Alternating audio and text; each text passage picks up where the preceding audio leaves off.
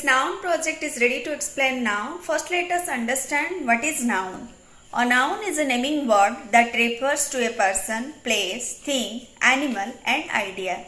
All of the nouns we use can be separated into just two different types, common noun and proper noun. What is common noun? It is the common name given to each individual of a particular type. For example, car, biscuit, country, laptop, mobile, school, singer, etc. Then proper noun.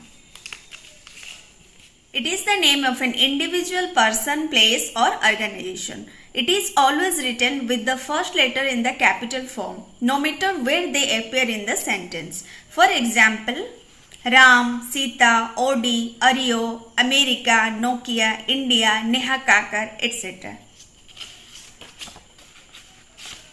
So this is a project of common noun and proper noun. I hope you will like this video. Kindly like, share and subscribe my channel for more videos like this. Thank you. Thanks for watching.